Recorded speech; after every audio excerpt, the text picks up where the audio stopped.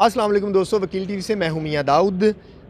लाहौर में एक बहुत बड़ा प्रोजेक्ट तहरीक इंसाफ ने लॉन्च किया रावी अर्बन डेवलपमेंट अथॉरिटी के नाम से, जिसमें हुकूमत ये दावा कर रही है कि वो एक नया शहर बसाने की कोशिश कर रहे हैं और उसके अंदर लाहौरियों की ज़िंदगी बदल जाएगी।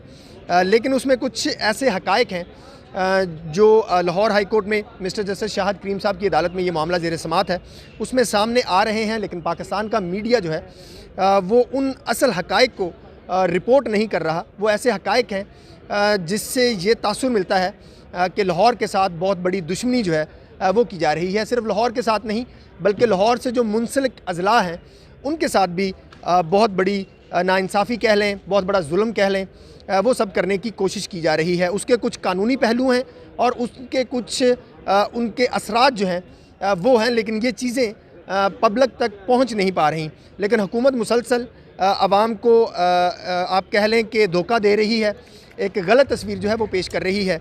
ये प्रोजेक्ट लाहौर के लिए कितना नुकसानदेह है, लाहौर के जो अवाम हैं उनके लिए कितना नुकसानदेह है, और वो क्या हक़ाइक़ हैं जो अभी तक मीडिया पब्लिक नहीं कर रहा और दानिस्ता नहीं कर रहा, गैर दानिस्ता नहीं कर रहा, या उसकी कैपेसिटी नहीं है, और वो आवाम तक हक़ाइक़ पहुँचने जो हैं वो क्यों ज़रूरी है।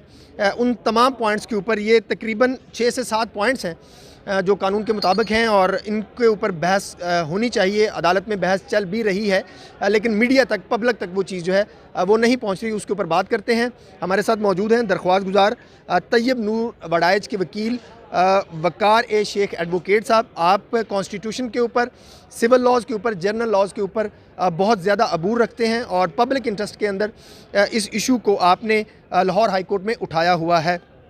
सर, आप का बहुत शुक्रिया। ये फरमाइएगा कि ये एक्विजिशन की जा रही है रावी अर्बन प्रोजेक्ट के हवाले से, ये एक्विजिशन है क्या, कितने एकड़्स की है और इसका असर क्या पड़ेगा लाहौर के ऊपर? ये जो बुनियादी तौर पे ये प्रोजेक्ट 2013 में LDA ने इसको इनिशिएट किया था। उसके ऊपर बेसिक रिसर्चेस हुई और देखा गया कि प्रोजेक्ट वाइबल है या नहीं है, और अल्टीमेटली इस प्रोजेक्ट को ड्रॉप कर दिया गया। ठीक। फिर 2019 में LDA के जो वाइस चेयरमैन हैं उन्होंने प्राइम मिनिस्टर ऑफ पाकिस्तान को ब्रीफिंग दी कि लाहौर की वर्टिकल ग्रोथ होनी चाहिए, लाहौर की हॉरिजेंटल ग्रोथ नहीं होनी चाहिए। हॉरिजेंटल ग्रोथ होगी तो उस सूरत में जो बफर जोन है, जिसको हम ग्रीन जोन कहते हैं, वो ख़त्म हो जाएगा। उस स्लोगन के नीचे LDA ने अपने बिल्डिंग रेगुलेशंस अमेंड किए, और उन बिल्डिंग रेगुलेशंस में अमेंडमेंट की वजह से इस वक्त 10 मरले के प्लॉट के ऊपर आप 4 मंजिला घर बना सकते हैं, और उसमें नीचे ग्राउंड फ्लोर पे एक शॉप भी बना सकते हैं। ठीक। लेकिन सून आफ्टर ये जो प्रोजेक्ट है ये हाईजैक हो गया बाय द प्राइवेट डेवलपर्स। ठीक। और उन्होंने, चूँकि उनके नुमाइंदे LDA में पहले ही मौजूद थे, और by maintaining utmost respect, Sheikh Imran साहब जो हैं वो भी डेवलपर थे, उनकी अपनी हाउसिंग स्कीम्स हैं, अपने प्रोजेक्ट्स हैं, उनकी फैमिली की बहुत ज़्यादा एफिलिएशन है with the lake city housing scheme.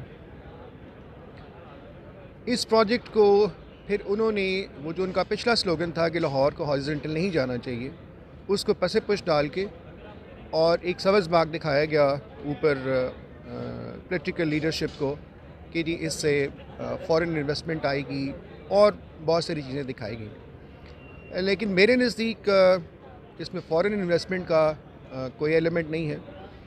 ये बेसिकली जो लाहौर के अंदर जो बड़े जो डेवलपर्स हैं वो लैंड एक्वायर नहीं कर पा रहे थे और उनको हार्डशिप आ रही थी, तो उन्होंने उसका तरीक़ाकार, मैं ये समझता हूँ कि उन्होंने ये इख्तियार किया कि एक ऐसी अथॉरिटी बनवाई जाए जिसके ज़रिए फिर कंपल्सरी एक्विजिशन करवाई जाए, और जो कल्टीवेबल लैंड है।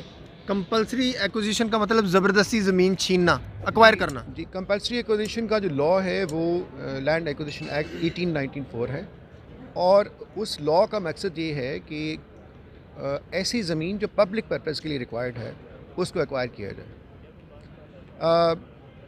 पब्लिक पर्पज़ को जांचने के लिए कि क्या ये पब्लिक पर्पज़ है या नहीं है, ये सबसे पहली ड्यूटी कलेक्टर की होती है जो उस ज़िले का डिप्टी कमिश्नर है, और उसके बाद उसकी फ़र्दर जो अप्रूवल है वो कमिश्नर ने देनी है। वो भी उसकी भी ज़िम्मेदारी है कि वो देखे कि यह पब्लिक पर्पज़ है या नहीं है। इस प्रोजेक्ट में जो सबसे ज़्यादा अनफॉर्चुनेट पार्ट ये है कि 1,07,000 एकड़ जगह अंडर एक्विजिशन है, जिसके लिए सेक्शन 4 किया गया है, सेक्शन 4 का नोटिफिकेशन किया गया है। 1,07,000 एकड़। ठीक। 1,07,000 एकड़ का मतलब ये है कि another Lahore with the current Lahore. Lahore में अगर आप देखें, इसका सर्वे करें, तो लाहौर की बहुत सारी हाउसिंग स्कीम्स और जो ब्राउन जोन है जहाँ पे हाउसिंग स्कीम्स बन सकती हैं वो अभी बिल्कुल खाली है। वहाँ पे एक्सपेंशन की गुंजाइश है। हाउसिंग स्कीम में जो पॉपुलेशन है, आप मिसाल ले लें, LDS प्रोजेक्ट को इनिशियली कर रहा था, तो LDA के जो अपने प्रोजेक्ट्स हैं, LDA सिटी और LDA एवेन्यू 1, उसमें LDA एवेन्यू 1 में जो अभी पॉपुलेशन है वो हार्डली 2 और 3% है। 97-8% स्कीम खाली पड़ी हुई है। LDA सिटी अभी बन रही है। And there are other many mega projects जो हाउसिंग के लाहौर सिटी की नीड को, शायद मैं समझता हूँ कि अगले 20, 25, 30 साल की नीड को पूरा करने के लिए सफिशेंट है। इस प्रोजेक्ट में कंपल्सरी एक्विजिशन करते वक्त जो चीज़ मद्देनज़र रखनी चाहिए थी वो ये थी कि इसका इम्पैक्ट क्या होगा लाहौर के सिटीजन्स पे। अच्छा, ये एक्विजिशन पहले थोड़ा सा समअप कर लें इस पॉइंट को कि ये एक्विजिशन जो है वो आवाम के लिए की जा रही है, किसके लिए की जा रही है? हुकूमत बनाएगी ये या कोई और बनाएगा? ये ज़मीन जाएगी किसके पास? देखें, ये चीज़ तो अब बहुत रोज़ रोशन की तरह आया है कि ये जो जगह है ये पब्लिक पर्पस के लिए एक्वायर नहीं की गई। ये जगह एक्वायर की गई है कि रॉब की जाए फार्मर से, और कंपल्सरी एक्विजिशन उस लॉ का सहारा लेते हुए, चूँकि गवर्नमेंट ऑफिसर्स की ये मजाल नहीं है कि वो इस तरह की एक्विजिशन को रिएक्ट करें। उसमें से जो पहले 2000 चंक थे, 2000 एकड़्स, उनकी RFP फ्लोट की गई। RFP is request for proposal, ये टेंडर की तरह का एक डॉक्यूमेंट होता है। उसको जब फ्लोट किया गया तो उस डॉक्यूमेंट को फ्लोट करने का मतलब ये था कि 2000 एकड़ के बिडर्स जो हैं वो आएँ और आके अपनी बिड करें। ठीक। वो बिड हुई, और इन बिटवीन चूँकि एक्विजिशन का प्रोसेस जो है वो कोर्ट में चैलेंज हो चुका हुआ था, लेकिन उस बिड के नतीजे में जो सक्सेसफुल जो कंसोर्शियम था, जिसमें लाहौर के 4-5 डेवलपर्स हैं, उनका वो कंसोर्शियम था, उनकी बिड को एक्सेप्ट करके उसको अब रोका हुआ है, होल्ड पे रखा हुआ है। तो इस चीज़ ने ये चीज़ साबित की कि ये लैंड सरकार ने या रूडा ने पब्लिक पर्पस के लिए एक्वायर नहीं की। पब्लिक पर्पस ये है कि हमने ब्रिज बनाना है, हमने रोड बनानी है, हमने हॉस्पिटल बनाना है, और देयर आर अलाइड थिंग्स जो आप कह सकते हैं कि पब्लिक पर्पस से रिलेटेड हैं। हमने को ऑर्फन हाउस बनाना है।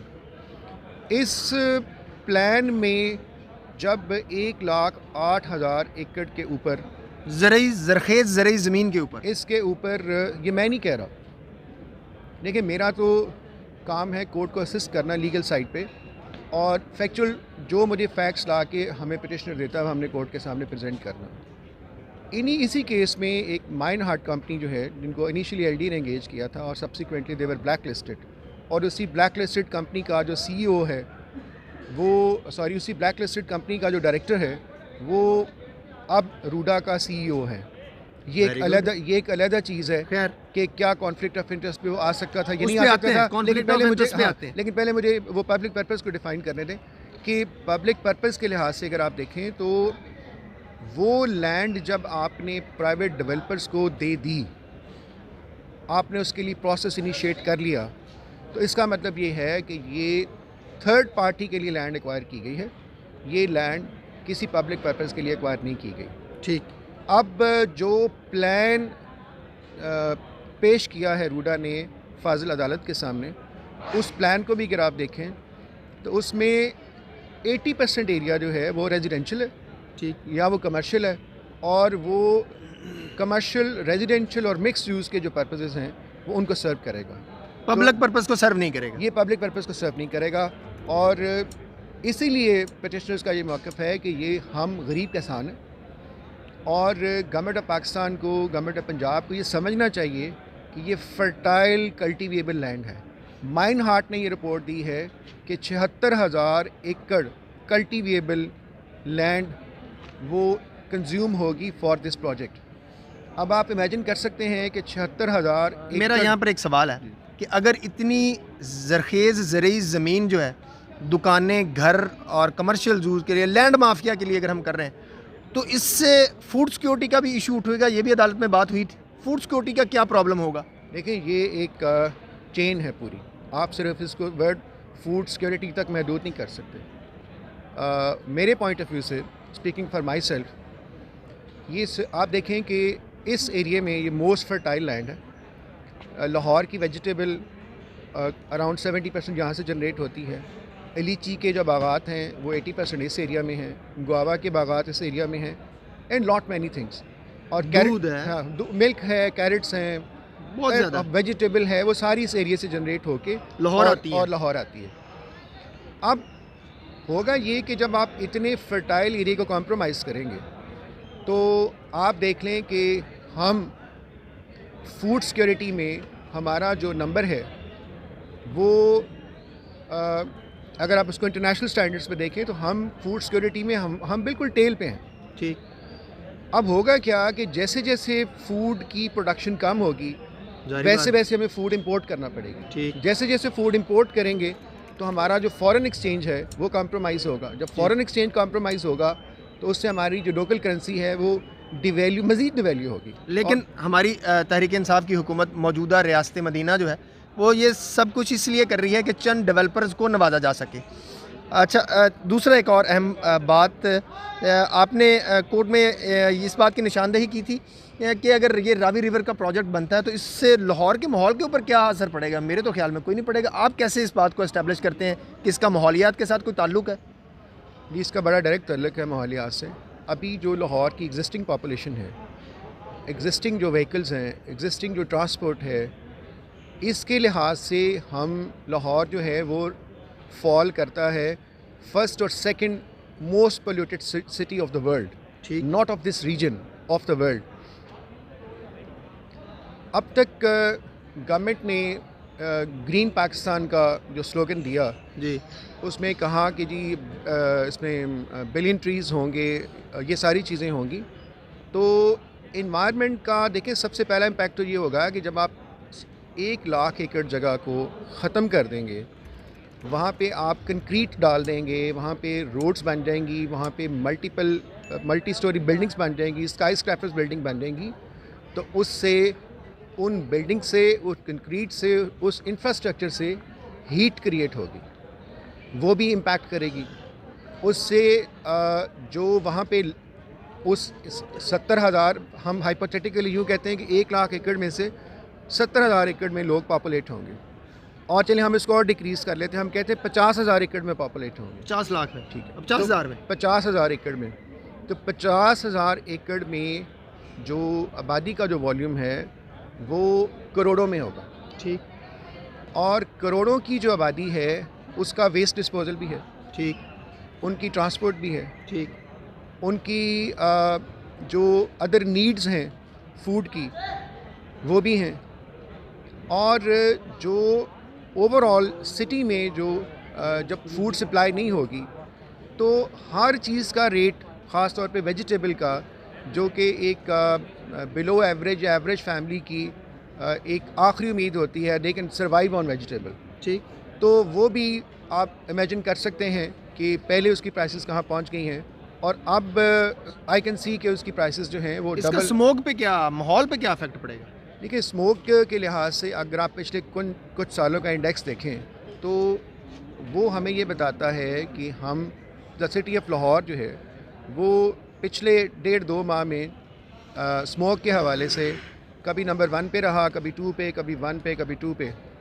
तो स्मोक की वजह से जो एलिमेंट कॉज हो रही है, और अगर खुदा न खास्ता इतनी बड़ी कंक्रीट की कंस्ट्रक्शन हो जाती है और इतना बड़ा मैकेनिज़्म जो कंक्रीट का डेवलप हो जाता है, तो उस सूरत में उसका नेचुरल ऑफशूट ये होगा कि स्मोक हमारे लिए कितना बड़ा मॉन्स्टर बन जाएगी कि फिर ये कंट्रोलेबल नहीं रहेगी। ठीक, वो पहले ही कंट्रोलेबल नहीं है, ठीक, आजकल बिल्कुल कंट्रोलेबल नहीं वो है। कंट्रोलेबल नहीं है। उसकी रीज़न यही है, उसकी मेन रीज़न हीट है, स्मोक है, एमिशन धुआं है, है, गाड़ियाँ हैं, गाड़ियाँ पॉल्यूशन हैं। है, वेस्टेज है, सारा कुछ है। तो ये सारी चीज़ें हैं। और आप देख लें कि लाहौर में जगह जगह कूड़े के ढेर लगे हुए हैं और उसकी जो प्रॉपर डिस्पोजल नहीं हो पा रही। और रावी रिवर प्रोजेक्ट अगर ये अथॉरिटी बनती है, घर बनते हैं, तो इससे भी यही कुछ होगा। और इसका एक और भी इम्पैक्ट है जो फार्मर्स का व्यू है कि जो पानी आप एक आर्टिफिशियल लेक के लिए पंप करेंगे BRB से, वो BRB में जो पानी आता है वो प्योरली है फॉर द फार्मर्स। ठीक, वो फ्लो करता है आगे, ट्रेवल करता है टूवर्ड्स पूरे पंजाब में, पूरे पाकिस्तान पंजाब में में। जाता है। तो ये पानी अगर आप यहाँ से निकालेंगे किसी आर्टिफिशियल लेक के लिए, तो स्टेगनेंट वाटर के अपने कॉन्सिक्वेंसेस हैं। ठीक, वाटर स्पेशलिस्ट जो हैं वो काफ़ी कुछ लिख चुके हैं इस ज़मन में। तो ये फर्टाइल लैंड है और रिवर के बेड्स के साथ जो इस तरह से, अब लाहौर के अगर आप इर्द गिर्द देखें तो इधर हम लोग जो कसूर की जो बाउंड्री है वहाँ तक पहुँच गए हुए हैं। हमारे पास तो कोई ग्रीन जोन बचा ही नहीं है। ग्रीन जोन बचा। और इधर से यही एक उम्मीद है। ग्रीन जोन से, सॉरी मैं आपकी बात कथा कलामी माफ, Agriculture area, जी agriculture। एग्रीकल्चर एरिया, इस ज़रूरी एरिया में इस बात की भी अदालती कार्रवाई के दौरान निशानदेही हुई है कि कोई जंगल भी ये काट रहे हैं। हुकूमत जो है ये तो कहती थी हम दरख्त लगाएंगे, ये जंगल ही पूरा काटने जा रहे हैं देखिए, इस रावी रिवर प्रोजेक्ट के लिए। जी फॉरेस्ट डिपार्टमेंट ने जो कोर्ट में अपनी रिपोर्ट दाखिल की है उसमें उन्होंने बताया है कि जो कंपल्सरी एक्विजिशन के लिए जो सेक्शन 4 का बेसिकली नोटिफिकेशन होता है और उसके बाद फिर एक्विजिशन आगे चलती है, तो उसमें उन्होंने रिपोर्ट दी है कि जी हमारी 3217 एकड़ जगह जिसके ऊपर वो- जंगल है, जिसके ऊपर जंगल है जो फॉरेस्ट डिपार्टमेंट की है, उसमें उन्होंने डिस्ट्रिक्ट फॉरेस्ट ऑफिसर ने और डिस्ट्रिक्ट फॉरेस्ट कंजर्वेटिव ने रिपोर्ट दी है कि उसने कहा है कि 32 से 17 एकड़ जगह जो है वो भी कंपल्सरी एक्विजिशन के नोटिफिकेशन में शामिल है। तो लेकिन मैं अगर ये यूँ समझूं कि वो 3217 एकड़ जो हैं अगर सब्सिक्वेंटली ड्रॉप भी कर दिए जाते हैं, इवन देन आप दाऊद खुद आप इस चीज़ को देख सकते हैं कि एक उसको 3200 एकड़ को निकाल दें आप, तो पीछे तकरीबन 1,03,000 एकड़ जगह बचती है। तो 1,03,000 एकड़ में कितने लाख दरख्त होंगे? करोड़ों में दरख्त होंगे। तो क्या वो हम जो चले, मैं कहता हूँ करोड़ों में नहीं होंगे तो मिलियंस में तो होंगे जी। तो क्या हम वो मिलियंस ऑफ ट्रीज़ जिनकी अपनी एक लाइफ है, अपनी एक हिस्ट्री है, क्या हम उसको ख़त्म कर देंगे? और इसकी देखें, इसके बहुत सारे ऑफ शूट्स हैं। इसमें इस वक्त सबसे ज़्यादा जो ज़रूरत है वो क्लाइमेट जस्टिस की है कि हमने पूरी दुनिया इसके ऊपर बात कर रही है, पूरी दुनिया इसके ऊपर बात कर रही है और हम डेवलपर्स के लैंड माफिया के मफादात की बात कर रहे हैं।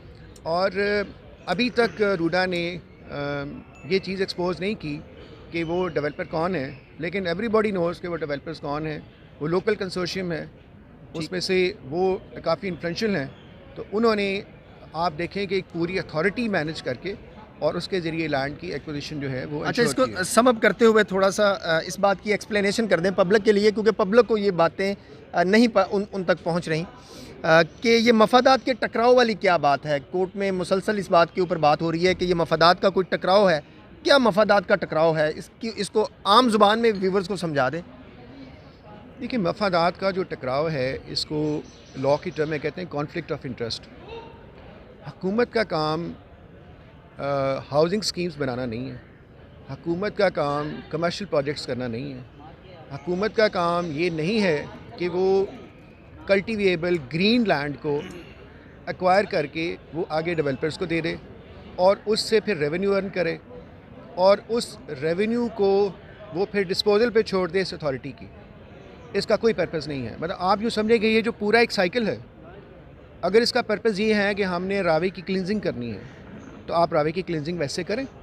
आपको क्या ज़रूरत है कि आपने 1,07,000 एकड़ जगह एक्वायर करके फिर रावी की क्लिनजिंग करनी है? आपने वाटर ट्रीटमेंट प्लांट लगाना है, आप लगाएं, उसके लिए आपको 50, 60, 70 एकड़ जगह रिक्वायर्ड है। लेकिन इस प्रोजेक्ट को यूं प्रोजेक्ट करना कि ये कहना कि जनाब ये हम यहाँ पे रेजिडेंशियल्स और commercial state of the art zones बनाएंगे, तो मेरे पॉइंट ऑफ व्यू से मुझे यूँ लगता है कि ये पब्लिक पर्पस नहीं है और ये कॉन्फ्लिक्ट ऑफ इंटरेस्ट है। सरकार ने इस एरिए में जो RFP फ्लोट की है, रूडा ने, उसने कहा है कि यहाँ पे लोगों से टैक्स भी नहीं लिया जाएगा।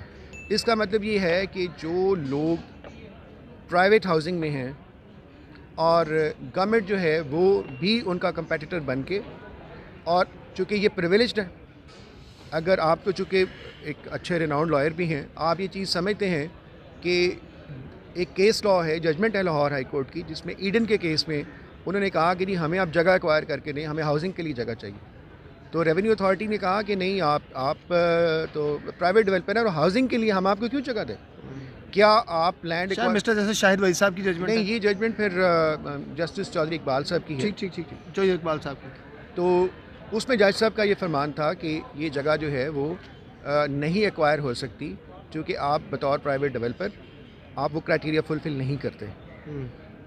इसी तरह से गवर्नमेंट ने जो 2000 एकड़ जिन डेवलपर्स को दी है, वो तो वहाँ पे अपने मेगा प्रोजेक्ट्स करेंगे, वो वहाँ पे हाउसिंग के लिए, देखें एक चीज़ ज़हन में रखें कि हाउसिंग के लिए जगह एक्वायर हो सकती है, लेकिन वो एक लिमिटेड स्केल पे हो सकती है ना। जैसे आप कहें कि हमने जो गरीब लोग हैं उनको घर बना के देने हैं 2 मरले के, 3 मरले के, उसके लिए यू कैन से कि जी अच्छा आप 200 एकड़, 100 एकड़, 150 एकड़ जगह एक्वायर कर सकते हैं, लेकिन ऐसा तो कोई प्रोजेक्ट है ही नहीं, ना इस प्रोजेक्ट की कोई फंडिंग है। और सबसे बड़ी जो ज़्यादती मैं समझता हूँ, जो कि मेरे, आपके और सबके साथ है, वो ये है कि जो टैक्स मनी है, टैक्स मनी को में से 5 बिलियन रुपीस जो हैं वो गवर्नमेंट ऑफ पंजाब ने रूडा को दिए एज ए लोन। क्या इस तरह के किसी प्रोजेक्ट के लिए गवर्नमेंट की प्रायोरिटी जो है वो मैं समझता हूँ कि एज टैक्स पेयर कि वो होनी चाहिए कि आप अच्छी से अच्छी एजुकेशन दें, अच्छे से अच्छा ट्रांसपोर्ट सिस्टम दें, अच्छे से अच्छे हॉस्पिटल्स बनाएं, और आप लोगों को ट्रैवलिंग के लिए जो है उनको फैसिलिटेट करें। हमारी तो अब ट्रैवलिंग देखें कितनी एक्सपेंसिव हो गई है। आप लाहौर से इस्लामाबाद जाते हैं, टोल प्लाजा पे आपसे तकरीबन 1000 रुपये चार्ज कर लिए जाते हैं, तो गवर्नमेंट वापसी पे भी किए जाते हैं, वापसी पे भी किए जाते हैं ऑब्वियसली। तो बेसिकली ये जो पब्लिक मनी है, जो टैक्स मनी है, उसको इन कामों के लिए इस्तेमाल किया जाता है जो पब्लिक पर्पस हैं। पब्लिक मनी इसलिए नहीं है कि आप रूडा एक्ट बना के, और गवर्नमेंट का, चूँकि आप गवर्नमेंट हैं तो आप जो ऑफिसर्स हैं, कलेक्टर है, वो तो आपको नो नहीं कर सकते। वो प्राइवेट डेवलपर को तो नो कर दिया, मैंने आपको मिसाल दी है, लेकिन इनको तो नो नहीं कर सकते। इनको तो कोई नहीं पूछ सकता कि जी ये प्रोजेक्ट आप क्यों कर रहे हैं, कैसे कर रहे हैं। आप प्राइम मिनिस्टर ऑफ पाकिस्तान ने जो आपको याद होगा कि उन्होंने एक वो अथॉरिटी बनाई थी इस्लामाबाद बेस्ड, कि जी वो लोगों को नया पाकिस्तान हाउसिंग अथॉरिटी, उसमें उसका जो ऑब्जेक्टिव था वो ये था कि लोगों को अफोर्डेबल हाउसिंग दी जाए। तो उस अथॉरिटी ने लोगों को बताया कि अगर लैंड एक्वायर की तो पहले बताया कि इसका ये पर्पज़ है, यहाँ पे ये स्कीम बनेगी, यहाँ पे इतने हज़ार लोग जो हैं वो अकोमोडेट होंगे। इस अथॉरिटी ने तो हर किसी को कुछ भी नहीं बताया। अभी तक कोर्ट के सामने भी ऐसी कोई चीज़ नहीं लाई गई कि हमारी स्कीम क्या है, सिर्फ एक प्लान दिया गया है, और उस प्लान में अगर आप देखें तो उस प्लान में 80 to 90% जो यूज़ है वो रेजिडेंशियल, कमर्शियल और मिक्स यूज़ है। तो ये मेरा ओपिनियन है। अभी मैटर कोर्ट में है, अभी दलाइल जो हैं वो चल रहे हैं, तो कि अभी इस पर ऑब्वियसली कोर्ट अपनी फाइंडिंग जो है वो देगी। ऑब्वियसली कोर्ट अपनी फाइंडिंग देगी, लेकिन मैं ज़ाती तौर पे समझता हूँ, बहुत शुक्रिया आपका, मैं ज़ाती तौर पे व्यूवर्स ये समझता हूँ कि ये मामला जो है रावी अर्बन डेवलपमेंट अथॉरिटी का, रावी के किसानों का, माहौलियाती मामलात का, ये लाहौर हाई कोर्ट के मिस्टर जस्टिस शाहिद करीम साहब की अदालत में ज़ेर समात है। और मैं नहीं, वकार शेख साहब नहीं, लाहौर में प्रैक्टिस करने वाले तमाम वकला ये बात बखूबी जानते हैं कि मिस्टर जस्टिस शाहिद करीम साहब जो हैं वो ना हुकूमत के दबाव में आएंगे, ना वो किसी और ऐसी कुव्वतों के दबाव में आएंगे कि वो आवाम के ख़िलाफ़ जो है वो फ़ैसला करें और हक़ाइक़ के ख़िलाफ़ जो है वो फ़ैसला करें। हम सब का ये बिलीव है कि मिस्टर जस्टिस शाहिद करीम साहब लाहौर हाई कोर्ट के उन बेहतरीन, काबिल, बाहिम्मत जज साहबान में हैं जिन्होंने हमेशा जो आइन में दिए गए बुनियादी आइनी हकूक़ हैं उनको मद्देनज़र रखते हुए जो है हमेशा फ़ैसले किए हैं। ये वो हक़ाइक़ हैं जो वकार शेख साहब ने निशानदही की, और अदालती कार्रवाई के दौरान भी जो ये सारे मामला जो है वो सामने आए हैं, जो अब पब्लिक को बताए नहीं जा रहे। मीडिया इस बात को इस वजह से रिपोर्ट नहीं कर रहा कि इस प्रोजेक्ट के पीछे मुबैना तौर के ऊपर जो लैंड माफिया है उसने मीडिया का मुंह बंद किया हुआ है और सोशल मीडिया के ऊपर अब इस इशू को टेकअप करना पड़ेगा। हर हेयरिंग को हम बिल्कुल हक़ाइक़ के मुताबिक जो होगी उसको पब्लिक के सामने रखेंगे, ताकि पब्लिक के सामने जो इमरान खान साहब की हुकूमत का भयानक चेहरा है, मैं कहता हूँ, जो वो लाहौर के साथ एक दुश्मनी करने जा रहे हैं, वो चेहरा जो है वो एक्सपोज़ होना चाहिए। इमरान खान साहब का ये भयानक चेहरा भी जो है वो एक्सपोज़ होना चाहिए कि वो किस तरीके से एक लैंड माफिया के साथ मिलकर लाहौर के अवाम के ऊपर एक जुल्म जो है वो करने जा रहे हैं। इस हेयरिंग में जो भी इम्पोर्टेंट डेवलपमेंट होगी वो आपके साथ ज़रूर शेयर करेंगे। अगली वीडियो तक के लिए इजाज़त दीजिए। पाकिस्तान जिंदाबाद।